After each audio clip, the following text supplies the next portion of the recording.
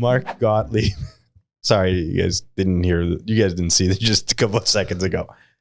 Look, man, I could tell you that the listener base here is using the podcast as a resource. And one that is very often overlooked is when people come across the border, start to establish lives.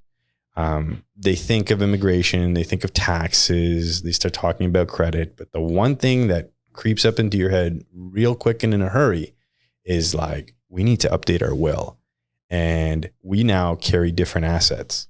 And now that we're across the border on visas, we really don't know what to do. Luckily, we connected, we found you. You happen to be a really good human being. You're easy to talk to. You've been helpful to us as a family, but estate lawyers are, often overlooked in the process, but I would say that they would be up there with things to do in parallel to make sure that you're in line when you're moving over. And a couple of ladies just flashed me as we were walking by, so I apologize for us laughing. I wish that was recorded on camera. So I'm clearly in the wrong seat there. So what I want to make sure is that you can talk to what happens when you're moving across the border, but you've probably also seen an influx of people that have encountered this sort of challenge. So Tell us a little bit about yourself, what it is that you do. You're not really a transplant to Florida per se. I'm sure that, you don't have such long lineage. You might be one of these unicorns, but you're certainly an incredible resource for people that are now moving and have to restructure a lot of their finances and their wills and everything that goes in between. You're also a notary. That's one thing I actually forgot to mention. I'm flying across with my son, and you're going to wait to be in front of my wife so you can notarize a letter that I could take the kid across the borders. And that's stuff that I never even thought about. In fact, I flew with him without it, and they didn't ask me anything coming in, but coming back, they're like, where's your note from your wife notarized? I'm like, why? We're not estranged. We're not divorced. They're like, doesn't matter. How do I know that that's your kid? And they actually asked Kobe, is this your dad? Sure. And then of course, if your kid is like one of my twins who's 7, he's like, oh, my dad? No, my dad is somewhere else. And you're all of a sudden you're like, what? That's not your dad? And then it could be a real big issue when you ask a 7, 8, 9-year-old kid, who's your dad?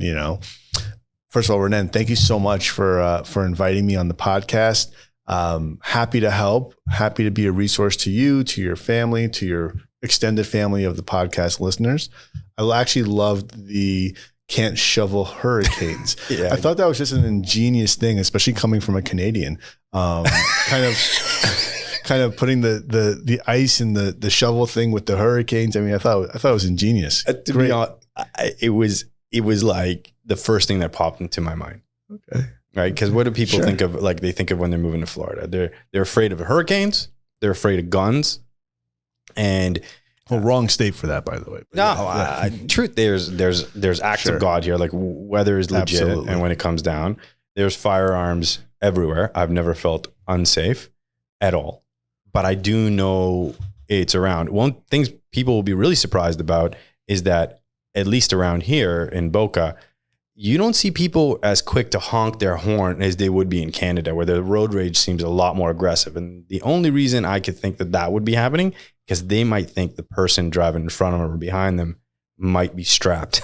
I would venture to say that that's a correct statement. I think driving on the roads here, at least I'm a little more hesitant to get into it with someone, flick someone off or curse them out, because you never know what they may be packing, if they're packing, and what's going on.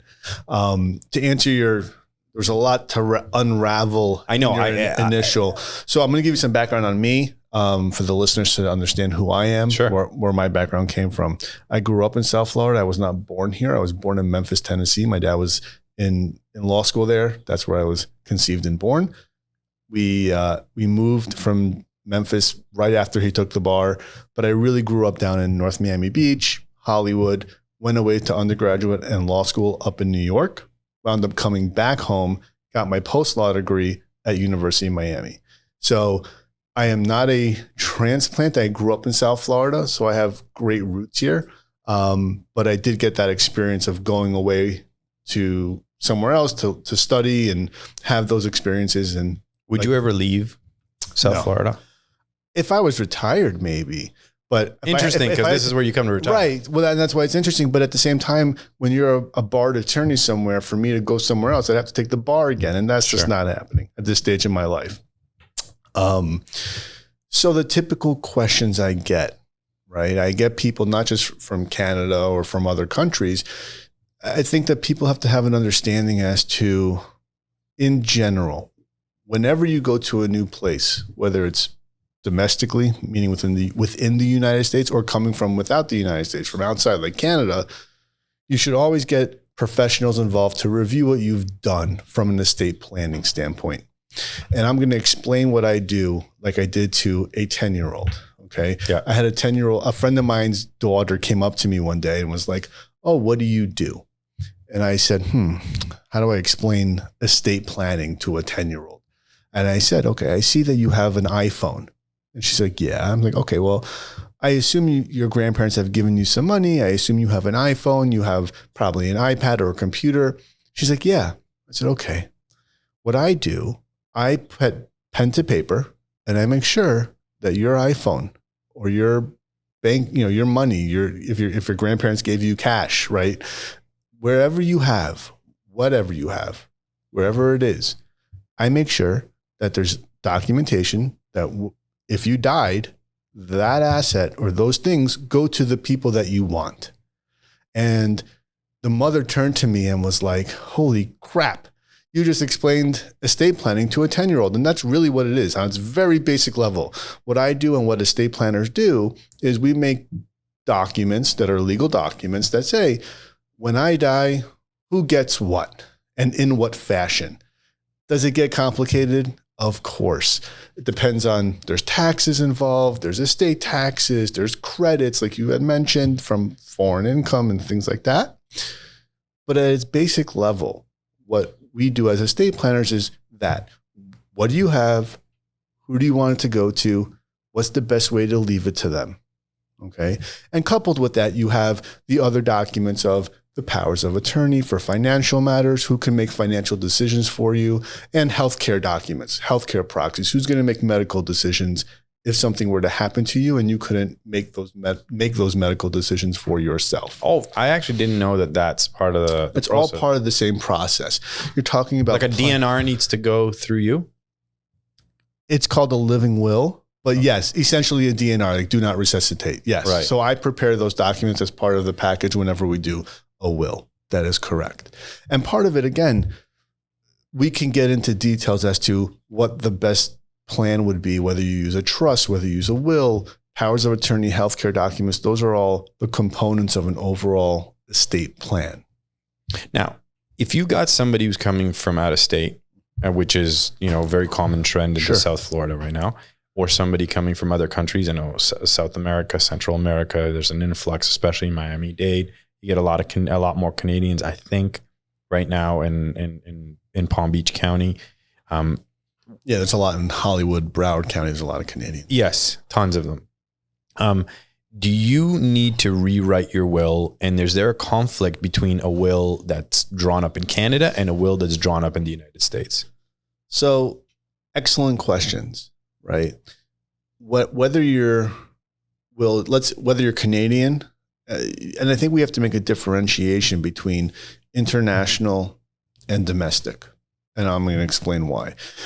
There's a huge difference in tax regimes between foreigners coming here doing pre-immigration tax planning, speeding up certain gains while you're not a U.S. citizen before you immigrate to this country to kind of not get taxed on that income. Because once you come here and you're a U.S. tax resident for income tax purposes, there's issues with that, right? Sure, yeah. So there's going to be income tax pre-immigration planning for a foreigner, a non-U.S. resident person, versus a U.S. person, let's say coming from New York, coming down here, okay, to Florida.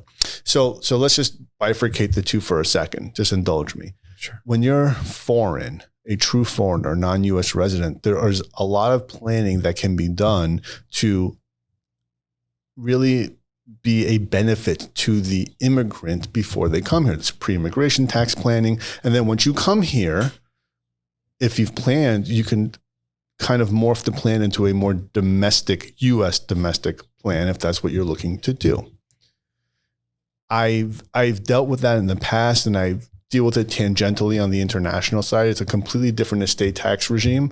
So in the U.S. currently, the estate tax is $12 million per person. Okay. For a non-U.S. citizen domiciliary, meaning you don't have the intent to stay here, you're not a U.S. resident. If you're just a Canadian that has a piece of property here, you have no other ties to the U.S., you only get a $60,000 exclusion on your U.S. assets. And anything over that, there is a U.S. estate tax when you die. So there's a completely separate tax regime, completely separate way of planning for that. I know about it because I worked with my father for 5 years doing international tax and planning. I don't specialize in that now. My father still specializes in that. Whenever I get those types of questions or those types of issues, I would totally defer to him, and he's excellent. He's great at that. Then you have the domestic migration.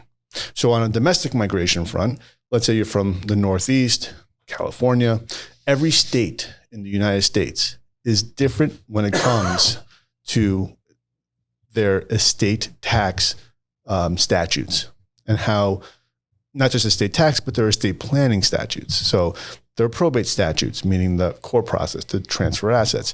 Every state is different. The techniques can be different. Some states have their own state estate tax.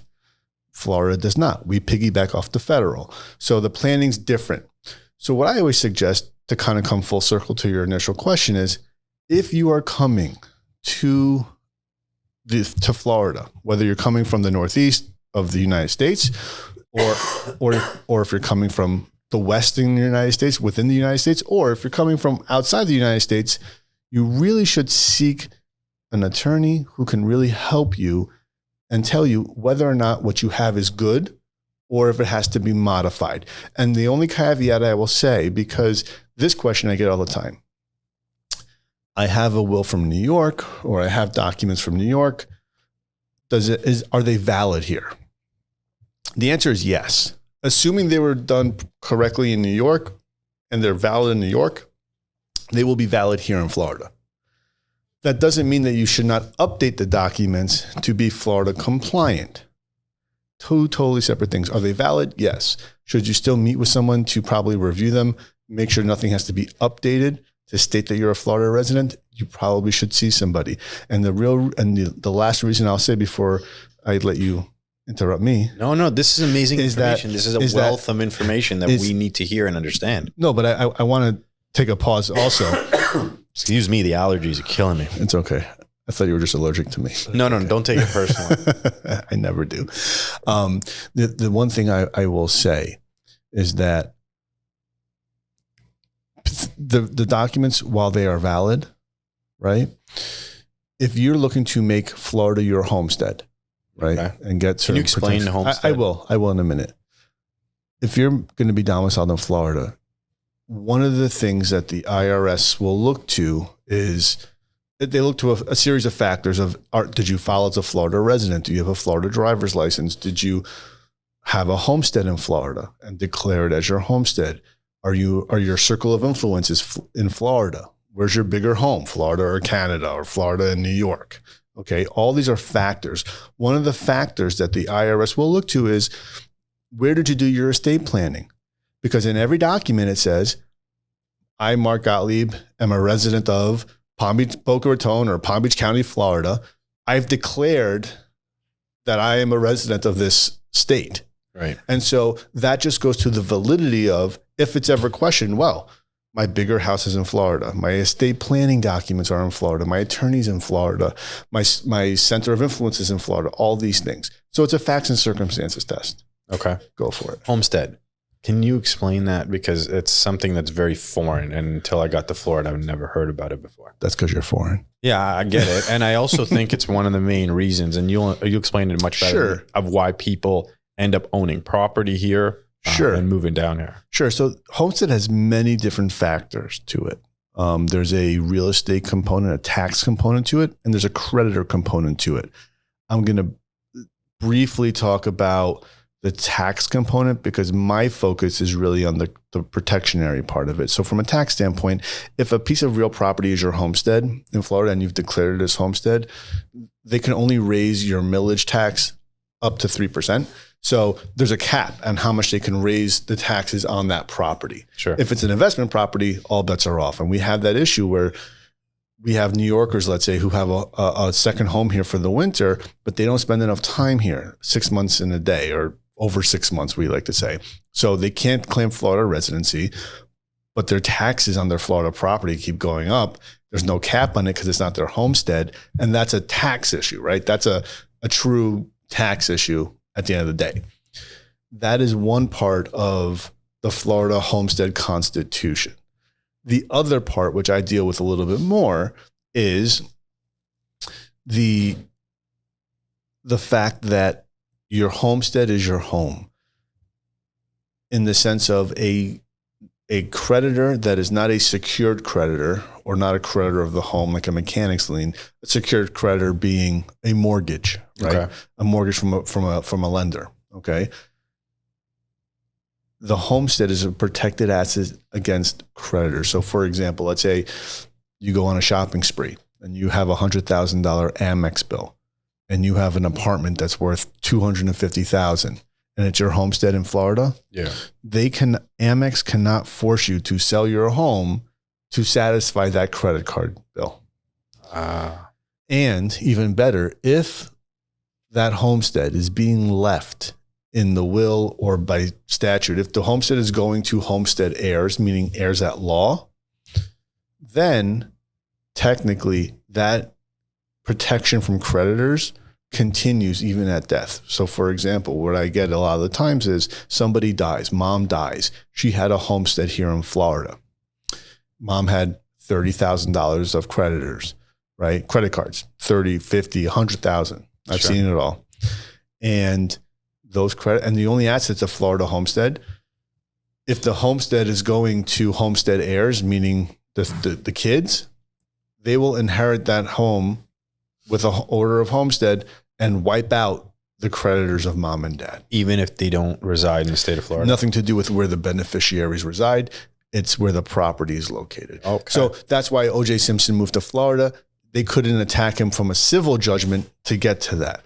Now, can they put liens on the property? Of course. You can have someone can file a lis pendens on the property, or they can have a final judgment. I once did a closing, and I have to be careful how I say this. I had never seen a personal judgment so large in my life. It was hundreds of millions of dollars of a personal judgment against this couple. And they were negotiating with, the IRS on this and this and that. The bottom line is that was like above my pay grade. I couldn't even handle the closing because I could never get clear title to the house, because this lien on the house, this judgment was outstanding. So what happened was, if they sold the house, the proceeds could potentially be attached, or if they, or whatnot. But doesn't the homestead shelter it? If the proceeds, I believe if the proceeds would have gone to buy another homestead home, it may have. But if they would have, let's say, sold the home and then moved or whatever, not necessarily. But if they passed, then the homestead heirs get it, subject to the claim. So the claim's still there, but they can still get the property. They can still rent it. They can still do whatever they want. By the way, federal tax liens, like I've had this also, where I've seen on public record, if let's say you owe $5 million to the IRS, right? That's a federal tax lien that attaches to your home, right? So even if you have a homestead, you can't get around the government. That would have been my next question. Right. So the homestead protection is really meant for people that have judgments, that are not looking to sell their home, or people that have high credit card bills that, they're never going to be able to pay back. They can't force you to sell the home. And by the way, just because you have a judgment against somebody doesn't mean you're going to collect. A and B, right? Just because it may affect the closing doesn't mean that they're going to be able to force you to sell your home. You cannot force someone to sell your home to satisfy that judgment. If the home is sold, potentially, the proceeds could be used to satisfy a portion of that judgment, but they can't force you to sell it. You see what I'm saying? it's a personal question, and it's probably, it definitely is something that resonates with the overwhelming majority of listeners. Sure. And it's a question I've never been able to get a straight answer on, because obviously it determines your situation. But at what point should people start writing a will? Out the womb. No, I'm just kidding. No, I mean, I've heard, I get it's facetious, but there's an element of truth. It depends. And that's the typical legal answer, right? It depends. Yeah. I like to say, if you have an asset if you have assets, whether you're a single person, a married person, a divorced person, if you have stuff, you should want to, at the very least, have a basic will as to where that stuff goes. And by the way, if you don't have anything, let's say you have no will, it goes by statute. So for example, let's say, and the statutes are very specific as to the pecking order of who inherits. And so it depends. I mean, in Florida, you have a lot of bifurcated families, kids from a prior marriage, second spouses, third spouses, we have fifth spouses.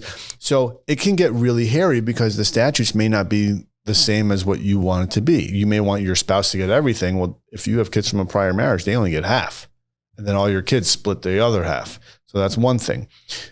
Typically, I see clients that want to start doing wills. If they're single, it's because they have a business or they have significant assets. And by significant, I mean, it could just be a home that they want to make sure it goes to their parents or to their niece and nephew or to their siblings or to charity. Some people are very charitably inclined. I don't know if you know, Renan, I sit on the board of the JCC. I'm going to be on their executive committee starting next month. My co-chair is their special needs department. My daughter has special needs, as you know. I'm involved with the Anti-Defamation League. I'm on the Florida Bar Grievance Committee. I see a lot of charitably inclined people in South Florida. And so you'd be surprised. A lot of times these organizations will get a donation, like they'll get a piece of real property left to the organization through just someone who wanted to give back, and they had a piece of real property. It's like, you know what? My kids won't need it or whatnot. I'm just going to leave this to the organization. Wow. Or they may say, you know what? I actually, before coming here, I had lunch with the new CEO of the JCC, and we were talking about expansion and things like that. And one of the things that came up was people may have property that they want to make a donation, get the tax write-off, and they have the property that's not being used, that they'll make the gift of property rather than cash. And that could help the organization too. So it's interesting. So you have people like that. Those are, single people who may not have necessarily kids to leave it to. Sure. You also have, when you have a kid, now you have to think a little differently. It's not just about you and your wife. It's now a third person involved. And you start thinking, well, if something happened to the two of us, who's going to take our place and be the guardian of the minor child? And so that's a real conversation. It's an uncomfortable conversation. And I had two potential clients yesterday that I spoke with and I met with, and I said, the number one reason why people at our age, I'm 41, I'll be 42, but in the late 30s to early 40s, the reason why people do not do their estate plan, or they hesitate, or they do what I call analysis paralysis, right? They overanalyze and they just do nothing, is because they can't figure out who's going to take care of my kids if we cannot do it. Let me take it from there. I think they can figure it out. They don't know whether that will cause a conflict, and they don't want to, quote unquote, burden others. I've heard many arguments that started at that position where, well, if I pick my brother, or, is my sister-in-law going to get offended? Or if I'm going to pick one of my grandmothers, is the other one going to get offended? Sure. And these are real conversations that people are actually having. And ultimately you have to look at what's best for the child. And by the way, that best interest of the child is exactly what the judges look to. So in a guardianship, and I don't do guardianships, but I know enough about them to be dangerous, right? I can talk about them. So guardianship proceeding, parents are dead, and somebody has to be appointed the guardian to have custody over this minor child, right? And the judge is always going to look to the best interest of the child. If you haven't listed in your will who the guardian is, these are your wishes, right? During your life, you thought about this, you and your wife thought about this. Sure. And this is what the parents wanted to be as the best interest of the child. That's what they thought. So the judge will give deference to those people. It's still a court proceeding, but they will give deference to those people. Sure. So much better to have those conversations now and kind of hash it out than you're both gone. And now both sets of the family are coming in, right? And it can be a bloodbath. I mean, I can only imagine if, both sets of parents are in, siblings are in, who's going to take care of the kid, who's the best one to take care of the kids. It's a nightmare. And everybody's intentions are pure. Sure. But ultimately if planned correctly, and kids are probably more, they are definitely more important than any of the assets, right? But a lot often that gets overlooked. Depends on the kid. It often gets overlooked because you think that you're really like tax planning, but you're really planning for like the worst case scenario in every way, shape, or form. Like I know I have, life insurance. My wife has life insurance. I never thought about my life insurance policy, to be honest, until we moved down here. And I'll tell you why. Driving. It's these are real things that happen sometimes, right? And when we moved down here, we lost the entire framework of our support network, right? So the financial aspect falls right into place because one of us would, God forbid, the other one isn't working right away. Their primary is going to be taking care of the children, right? And if they don't have enough in the bank, well, now we've actually added another layer of strain and stress on top of what is arguably definitely going to be a very stressful situation. So I never thought about that sort of stuff. But what I have been thinking about, and we're going to connect very soon when I come back from Canada, I'm going back there for a couple of days, is I now have assets in South Florida. I'm acquiring other assets in South Florida. I'm going to have a very fluid situation, and I have to anticipate what's ultimately going to likely be a departure tax from Canada if I am lucky enough to get a green card and working towards that and establishing roots within the United States. Can you, and I don't know the answer to this, can you have dual citizenship and then you don't have to worry about the exit tax? So I'm not sure you can actually have dual citizenship, but from a tax perspective, there's certainly no benefits to that. And that's been, echoed to me and reinforced to me by my tax accountant multiple times. He was on the show, Mark Gotlieb, brilliant man. I'm going to have him on. You should definitely have a conversation with him. I'm sure you're familiar and aware of a lot of guys that are brilliant in that space. But I've never been called brilliant, by the way, to the listeners. Bullshit.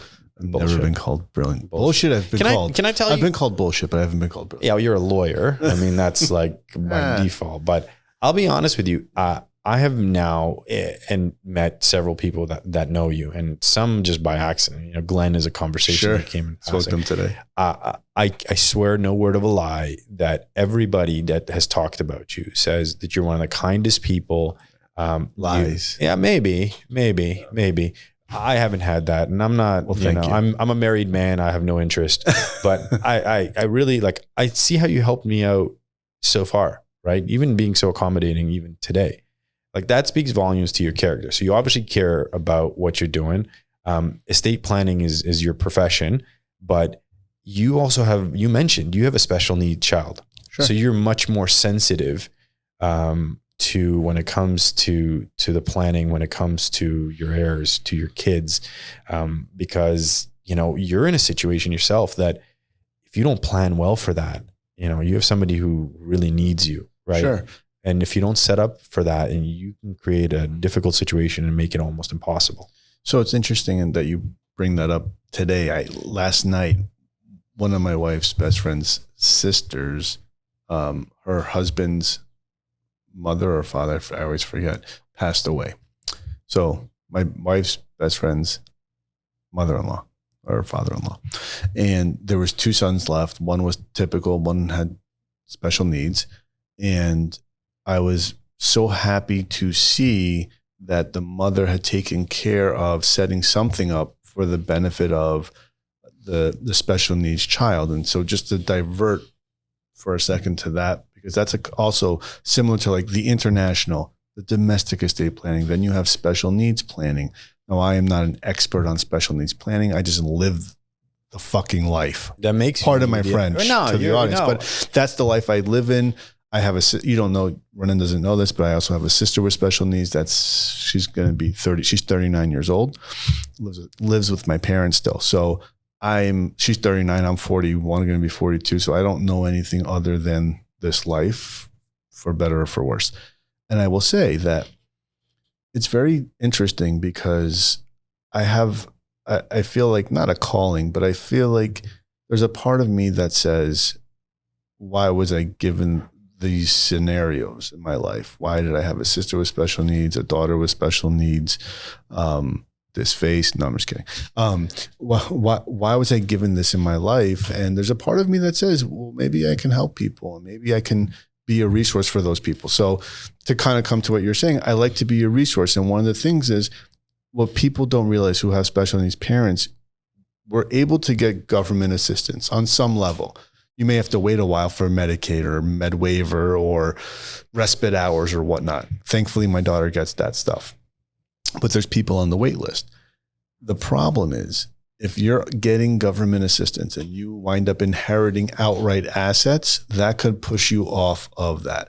So it's super important, especially in the special needs community, for parents to make sure that at the very least that they've planned accordingly, have either, if you have enough money ahead of time, to do a supplemental or special needs trust for the benefit of your child that has disabilities, and having their share or their portion in the will or in the master trust be distributed to that special needs trust, or have it created at death, or have some sort of will with or trust with provisions to take care of that special needs child. Can you explain what that looks like if structured appropriately? Meaning? Absolutely. I'm going to give you what my parents did and what I did kind of. So my dad's an estate attorney. So I'm one of three. I'm the oldest and the only boy, clearly, the golden child. So, and I will forward this to my sister so she can hear it. She's also, by the way, my sister, who's typical, is 33 years old, I think, at this point, and she's also an estate planning attorney, but she works in-house at Bank of America Trust Company. So we're a family of attorneys. Thank God I did not marry one. I would not do that. Dude, what does dinner sound like? Are you guys throwing legal jargon at each other? Or are you guys just drinking excessively like most lawyers do? Probably a little bit of both, but more of the latter for me. So what my parents did was very smart. There's three kids. Upon the second to die of my mom and my dad, everything gets split a third to each of their kids. The 1/3 going to my sister Nicole, who has the special needs, will go straight into her special needs trust that's already been established. And then mine and my sister's share goes to us. That special needs trust is really a supplemental needs trust in that it is there to supplement, not supplant or replace any government assistance. So for example, let's say my sister's getting $5,000 a month of money from the government to help fund her life.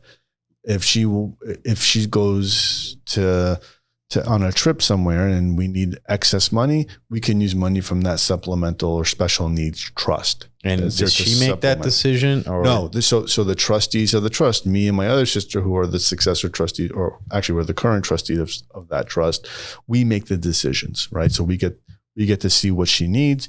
We see what comes in from the government, and anything that's needed in excess, the trust will pay for. Coupled with that 1/3 share, my parents did a very smart thing. They got a second to die insurance policy because it's a little bit cheaper, because now you're talking about the measuring life of two people, not just one. And the owner and beneficiary of that policy is the special needs trust. So not only will my sister have a third of whatever my parents leave us, but there's a separate, 500, 750 million, whatever the amount of the policy is, separate and apart, and in addition to that 1/3. So their hope and their goal is that I don't want Nicole to be a burden, for lack of a better term, on the other two or their families. So we're going to make sure ahead of time that there's enough money there that financially there won't be a burden. Now, there might be, burdens in other ways, but at least financially, she'll be set. She'll be taken care of for the most part. And of course, that trust says if there's anything left over that's not used and Nicole dies, it goes back to me and my sister 50-50 or to our kids or whoever's left over, et cetera. So the point being, you can get as expansive as that if you have a special needs child and you really want to do that type of planning.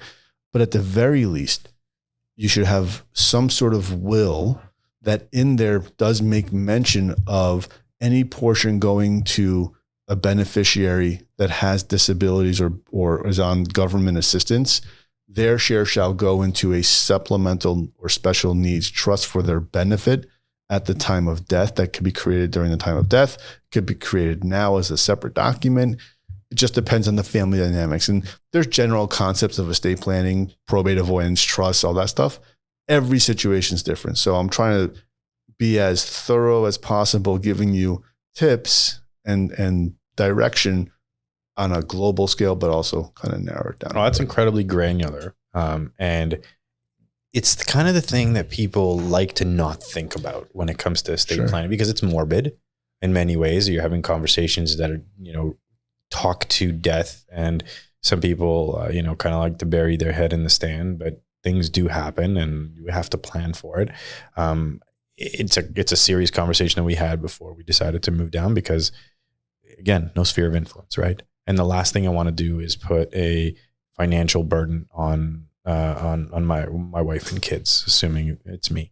And the other flip side of that is, from a tax planning perspective, I made sure to the way I set it up, and it's very different. There are a lot more options when it comes to life insurance here. It's a whole different discussion. But I made sure that like anything that comes is post-tax.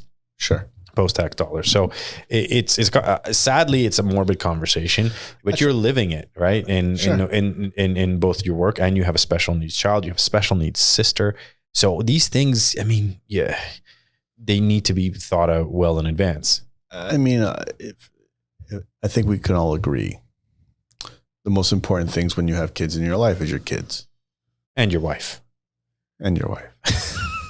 I let you say that for the benefit of your wife. Yes, and your wife. Or your spouse. Let's be politically correct. Your spouse and your kids. Politically correct would be partner, wouldn't it? I think partner and spouse would be the same. Is it? I don't know. We'll find out. Maybe there'll be some feedback on this. I don't know. We'll see. Hopefully, if any feedback, please send it to Ronan, not to Mark. Trust me, it's coming to me. It's coming to me. But the truth is that I think it's important to be, if you're responsible enough to get married and have kids, you should be responsible enough to plan for those kids. And I mean that not as a businessman, but as a human. There's a human aspect to what I do. I make the uncomfortable comfortable. I try to, at least. What happens if you don't have a will? Then you wind up having your assets go by statute. And so it depends on your family dynamics. If you're married and you have kids of the marriage, typically the wife gets everything. If there's homestead issues with, if there's minor kids, there's homestead rights. And again, if you have kids from a prior marriage, they have certain rights at death. It can get very messy and complicated. I have to have an actual fact pattern to tell you. But essentially, let's say a single man dies, okay?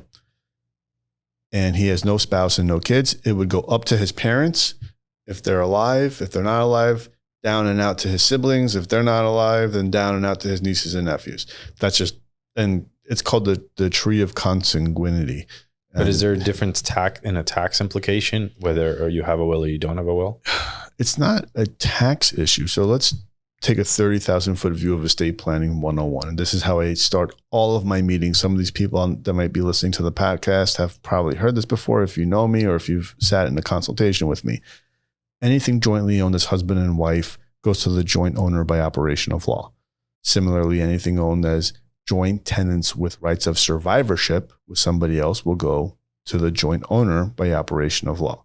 So for example, if Ronan and Mark have a piece of real property and it just says Ronan Fishman, Mark Gotlieb, that's tenant in common. Ronan dies, his 50% goes to his estate and I own 50%.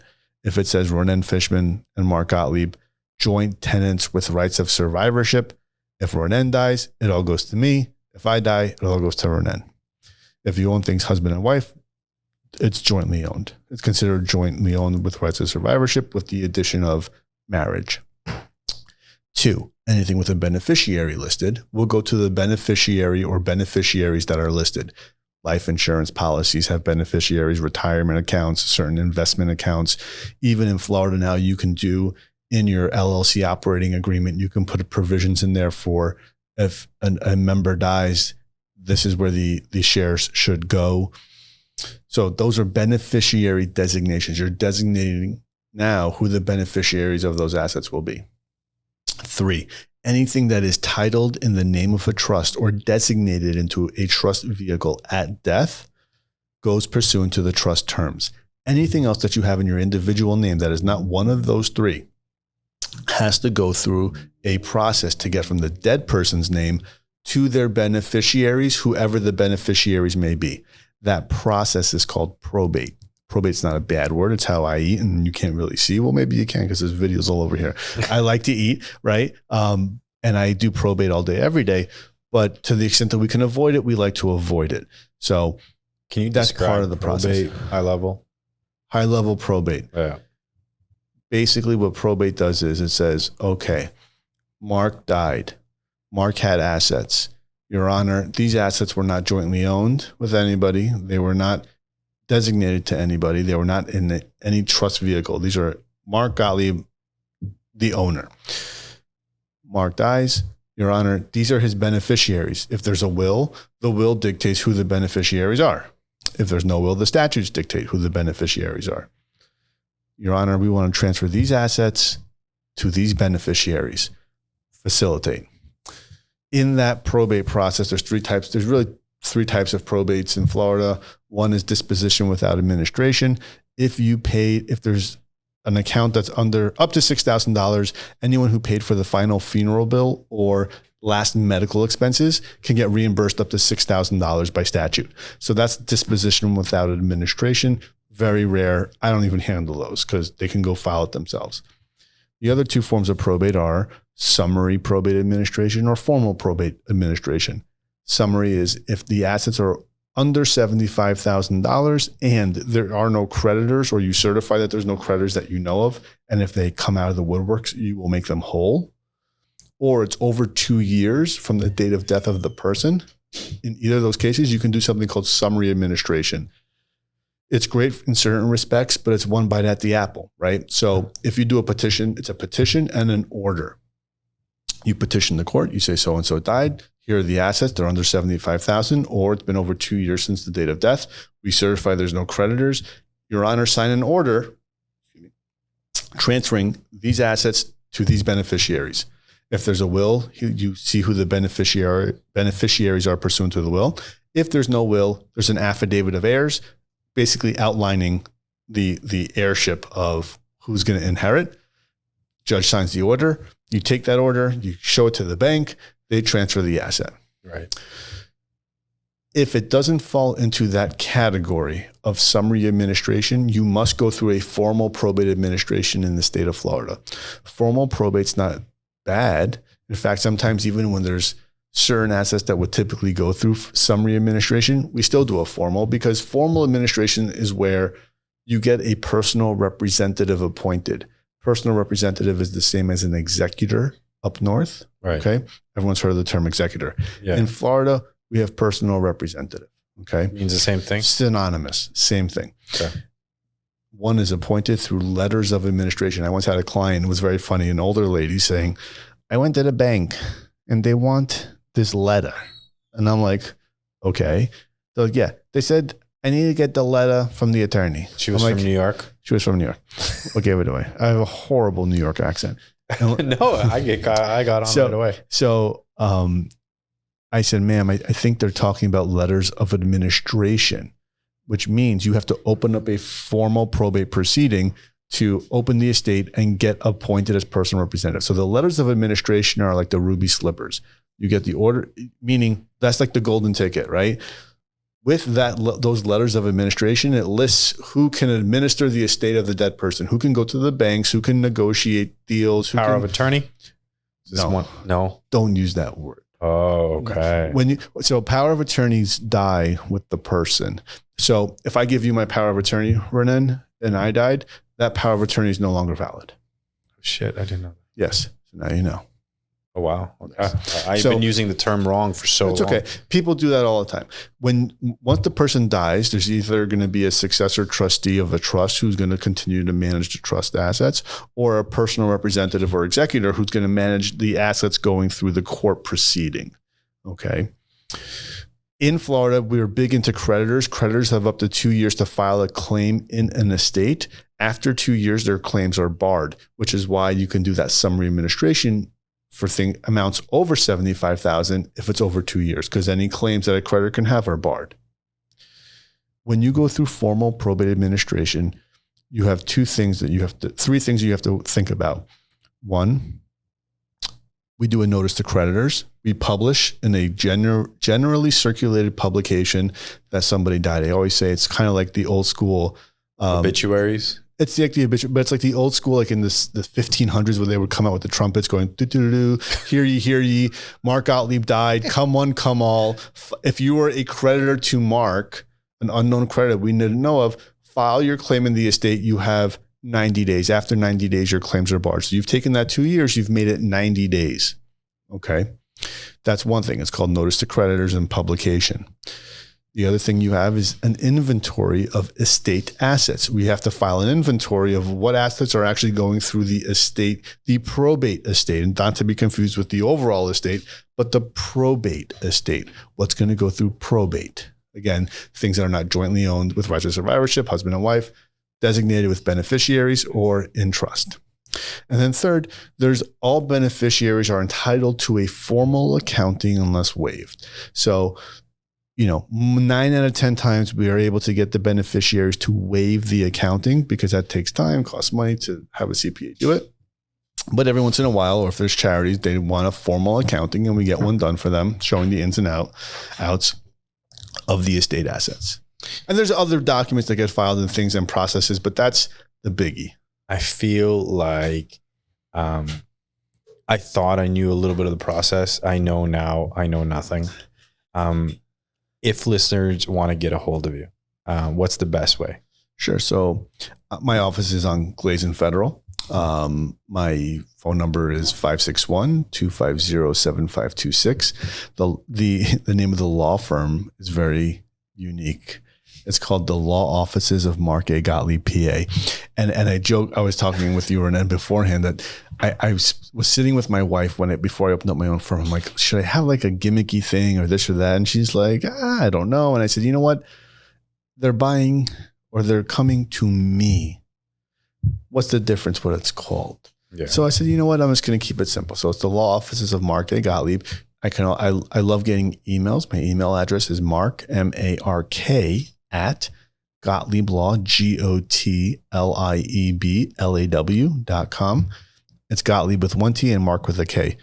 Couldn't afford two T's back in the day. And so now that I can, I don't want it. Look, it's evident how incredibly busy you are. You're dealing with a lot of things. You're sitting on a lot of boards. You're wearing a lot of hats. I don't know how you do it, but I appreciate you, man. And I'm grateful that I've met you and that you're taking the time. And I think that there's like topics that we could probably even further elaborate on and to really pick your brain on. But this is a super condensed version to something that people don't think enough of when they're moving over, and they don't even think about as they're having kids and things like that. So, and by the way, I appreciate you and everything that you're doing and bringing awareness to foreigners that come in and don't know where to turn. And one thing I will say to answer your question, because you just mentioned something, people see the value in what I do, honestly, typically when it's too late for one of their family members, right? Someone had dies in the family and now they're dealing with a mess of probate or this or that. Sure. And then it wakes them up like, hey, we should get on this. I like to be a little more proactive. So if people want to be more proactive than reactive, it's good to think about these things. And again, I try to make the uncomfortable comfortable. They don't have to go to me. I always say I don't have. Sure, they do. I said absolutely they do. I said, but it's important to get it done. Yeah. Whatever you're going to do, get it done. Don't wait. And if COVID taught us nothing, we never know what's going to happen. Yeah, that's for sure. Listen, from here, I'm heading to your office to get a note notarized because I didn't know that I need one because I thought you had to be estranged from your wife in order to take your kid. But I'm sure we'll have this conversation again. I'd love to have you on the podcast again. Absolutely. I'm grateful for you and I hope to speak to you soon. Sounds great. Take it easy. Thank you. You too.